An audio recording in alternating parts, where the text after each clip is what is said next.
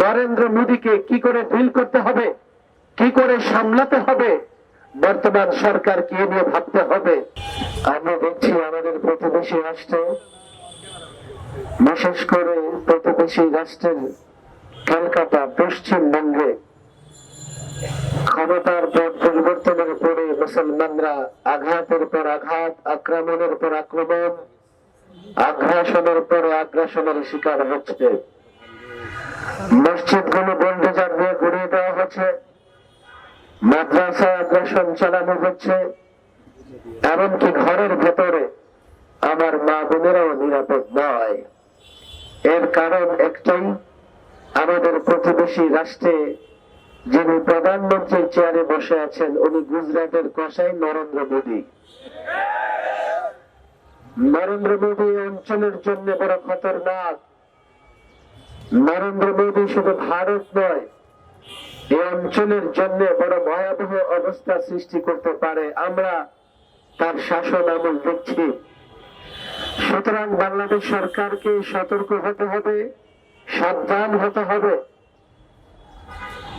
এবং আমি ইসলামী ঐক্যজোট মনে করি বাংলাদেশের স্বাধীনতা, বাংলাদেশের সার্বভৌমত্ব, এদেশের মানুষের অধিকার, এদেশের মানুষের মানবাধিকার সংরক্ষণের জন্য আমাদেরকে প্রস্তুতি নিয়ে রাখতেই হবে।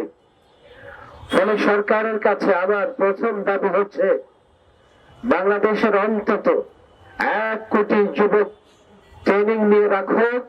বাংলাদেশ যদি কোনোদিন আক্রান্ত হয় তাহলে যেন উগ্রবাদী গোষ্ঠীর, সন্ত্রাসী গোষ্ঠীর, হিন্দুত্ববাদীদের, যারা ভারতে রাম রাজত্ব কায়েমের হুমকি দিচ্ছে, যারা হুমকি দিচ্ছে মুসলমানদেরকে জোর করে জয় শ্রীরাম স্লোগান দেওয়াবে, তাদের বিরুদ্ধে মোকাবেলা যাতে করতে পারি এখনই প্রস্তুত নিয়ে রাখতে হবে।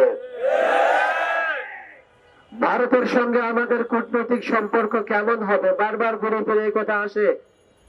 আগেও বলেছি, এখনো বলছি, আমরা আমাদের প্রতিবেশী রাষ্ট্রের সঙ্গে ভালো সম্পর্ক রাখতে চাই।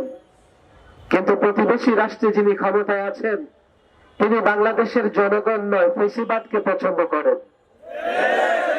এই জন্য ফেসিবাদের জননীকে তিনি আশ্রয় দিয়েছেন।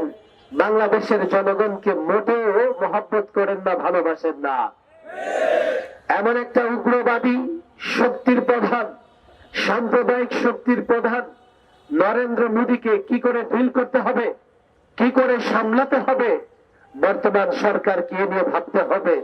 এজন্য আমি বলেছি এদেশের মানুষ, বিশেষ করে এদেশের যুবক, বিশেষ করে তাওহীদি জনতা, তারা প্রস্তুত আছে। সরকার যদি এমন কোন উদ্যোগ গ্রহণ করে যে ট্রেনিং দেওয়াবে, সশস্ত্র ট্রেনিং দিয়ে থাকবে, যারা প্রস্তুত থাকবে আমার দেশ, আমার মানচিত্র আক্রান্ত হলে তারা তাদের সর্বস্ব বিলীন করে দেশ এবং মানচিত্র হেফাজত করবে।